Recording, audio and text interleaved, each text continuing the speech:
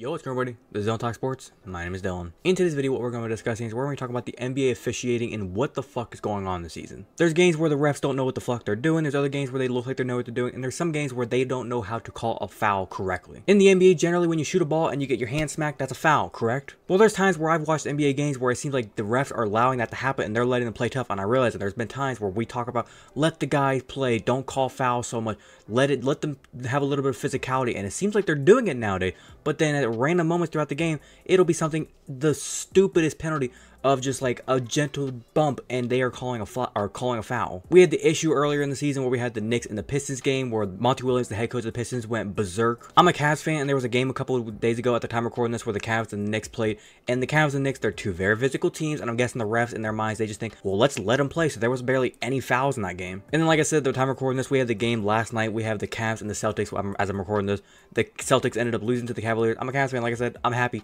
But Jason Tatum on the final shot, he stuck his leg out. It was called foul, but then they went back and overturned it. So what I want to talk about in this video is I kind of want to talk about the NBA officials, the NBA refs, and how they can kind of make it better. Like I said, if they're going to transition to a way of the NBA where they're going to let the guys play, get physical, be more of like a 70s and 80s type NBA, sure, that's fine. But they need to figure this shit out because it's getting confusing. So without further ado, I'm going to show you into this. So if you're going to enjoy it, as always, make sure you're going to drop a like onto this video. Be very much appreciated if you do so. But without further ado, let's get into it.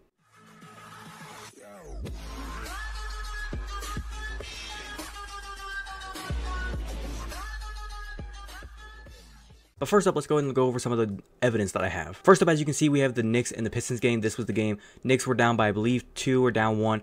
And you can see right here, they had the ball stolen away from the Pistons, had the ball.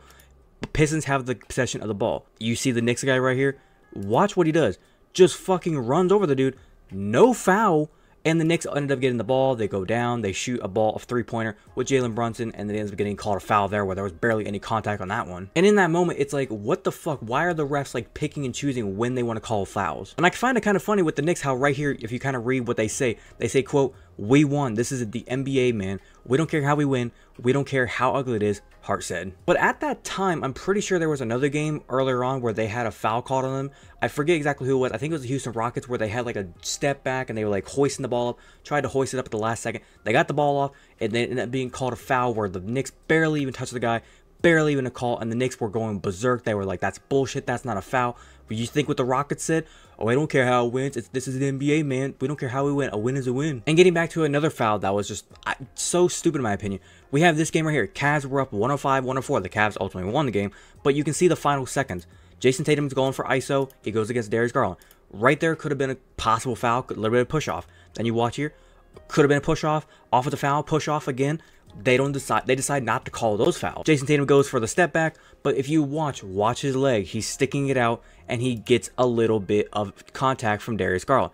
You thought at first, right here's what they're trying to call the foul on with Darius Garland with his hand, but it's not really much contact. He barely even gets his hand to touch his chest right before the foul gets called. In that moment, like I said, they've called the foul on Darius Garland. They ended up overturning it, and one thing that I saw from JJ Redick on ESPN's First Take, he kind of pointed out, I think what happened there is, he said, the refs probably knew in the back of their mind, JB Bickerstaff, the head coach of the Cleveland Cavaliers, they knew that the Cavaliers had a challenge to give, or a challenge to use. So they decided to say, we can call this foul, and if it's not a foul, and we can go back and review it, and then we can overturn it. When in my eyes, what happens if they didn't have a challenge? You still going to call it a foul, or are you just going to let it go? Like I said, it just seems like the refs pick and choose when they call their fouls. Now, like I said in the intro, if the refs are going to go to more of an NBA, like I said, of just being more aggressive, physical, let the guys push off, let the guys run over each other. And when you go into the paint, if there's a little bit of contact, let it go. If they're going to go that way, keep it consistent. The other thing I don't like is how it seems like certain refs call games different ways. Because they say so many times in NBA games, you have to go to the refs, you got to talk to them and figure out what do they call as fouls. Whereas last time I checked, I thought these refs go to like a camp to learn how to be a referee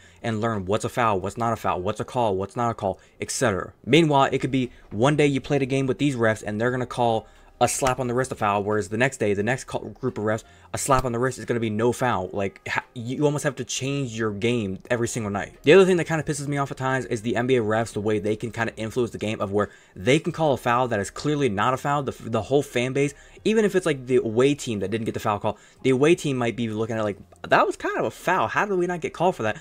And the refs will call it a foul. The home team, obviously, will start, the team that didn't get the foul call to them will start kind of going berserk, and they'll start freaking out. Technical foul, and then if the player still is going berserk, they can call a double tech, throw your ass out of the game, and it's like they're taking control of the game too much. Now, I have heard this rule brought up before where the NFL, how they can kind of review a lot of different things every single time a turnover happens, a touchdown, a score happens. They can review that stuff. But the thing with the NBA is with the amount of fouls that are called, it's kind of hard to challenge all the rulings. I think if they want to tweak a little bit of the rules with the NBA, one of the things they should change, and I'm like, as a Cavs fan, this has happened too many times to us, we need to have official rulings when there is a goaltending, or at least a possible goaltending.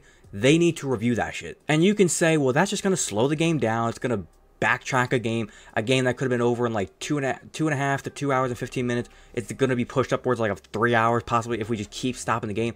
I realize it could happen, but maybe it'll influence the refs to get their fucking calls right. Because there's too many times where games all across the league where you watch the guy lay the ball up, it bounces off the backboard, it's going towards the rim, here comes the defender, smacks the ball. Goaltending, obviously, but you know what the refs are doing? Just sitting there. And you know where their whistle is? Not in their mouth ready to blow the whistle. It's down around their neck, just sitting there watching the play. Now, if I was, say, like the NBA commissioner or somebody in charge, how would I fix the refs? There needs to be some sort of punishment. Because when you watch NBA players, when they get a call against them and they don't like it and they go ballistic, they go out on Twitter, they go out on social media in the post-game interviews, and they voice their opinion, you know what they get? Anywhere upwards of like $20,000 to $50,000 to $100,000 fines, depending on how popular they are. You know what the NBA gets whenever they get a call wrong and they get proven wrong? They get told they have to go out and they just kind of get told after the game, yeah, we got the call wrong, our bad. They don't get fined, they don't get anything done to them, they don't get suspended, they don't get anything done to them. An NBA player can get anywhere from, like I said, fines to if they go ballistic and they touch a ref, they could possibly get suspended a game. I feel like there needs to be some sort of rule with the NBA refs to where it actually makes them make sure they get their calls right and take their job serious. I realize you can't find NBA refs like the way NBA players do, because NBA refs don't get paid anywhere near as much as an NBA player, obviously. Last time I checked, the most popular NBA refs can get paid upwards of like, I want to say $300,000. Correct me in the comments. So like if you wanted to try and do fines, you could possibly do like every time you get a call wrong, like a game decision type call, like the Jason Tatum one, if that was clearly a foul, if he didn't kick his leg out and Darius Garland maybe say got too far into his contact range or maybe landed in his landing zone and it was a foul and they got that call wrong, then you could possibly say, hey, you're going to get fined for this. $1,000, $500, something. If it's something to where the player maybe is just talking with you and you get into your emotions and you go ahead and just decide to give a double technical out of for no fucking reason and throw them out of the game, maybe we decide to suspend you for the next game with no pay. There needs to be some accountability. And last time I checked, the NBA, PA, they need to take some accountability with their players and they need to start supporting their guys and make it known and tell the NBA, like I said, the commissioner, Adam Silver, tell the officials within the NBA, like offices, and tell them, we're not going to play unless your officials learn how to ref a game right. The fact that we know a couple of refs off the top of our head, like the names of them that are just piss us all off, especially the guys like Scott Foster, Tony Brothers, those dudes don't know what the fuck they're doing at times. And Scott Foster specifically. So ultimately, to kind of wrap it up, like I said, if they're going to change the NBA refs and make them better, like I said, pick what's going to be. Are you going to go physicality and aggression and let the guys play? Or are you going to go and to like the way of the NBA is now and call every single thing a foul? And you can't pick and choose like, wow, this team is very physical, we're going to let them play. This team is a very soft, harder team, we're going to call fouls on this team a lot. Make it the same. A rule is a rule. It's no different than like in the NFL. If you grab my jersey and you yank me to the ground, that's a hold. Whether you play for the Commanders, the Browns, the Eagles, the Falcons, the Chiefs, I don't care who you play for. A hold is a hold. And it should go the same thing for an NBA game. It should go the same thing for an MLB game. No matter what team you are, if you hit the ball and it bounces outside the foul line, it's a foul ball. Not a fair ball, a foul ball. If they're going to go physicality, be physicality. If they're going to go soft, be soft. But they got to get these calls right and they got to have some accountability for the refs. Whether it's a fine, whether it's suspension, something. Because if they don't have any accountability for these refs, they're just going to keep on making the same stupid calls. The head coaches are going to keep on screaming at them. Head coaches are going to keep on getting kicked out of the games. Players are going to get fined, suspended, kicked out of games. And it's just going to be a bunch of bullshit for the rest of the history. But other than that, I think I'm going to wrap it up there. Hopefully you guys did go and enjoy today's video. If you did enjoy, as always, make sure you go and drop a like on today's video. Be very much appreciated if you do so. If you want to watch the entirety of today's video, thank you very much. And like I said, if you have a different opinion, if you think the NBA refs should get fined, suspended, what you think the accountability wise should be for them, how you think they're doing this season, if you think they're doing good, bad, what's your opinion on the refs, leave your complete opinion down in the comment section below. Be more than welcome to talk about with you guys. If you're a fan of the content that I do post here and you want to go and hit that big red subscribe button, feel free to do so. And do not forget to hit that little notification bell to be notified second to post. But without further ado, this has been Donald Talk Sports. Have a great day. Peace.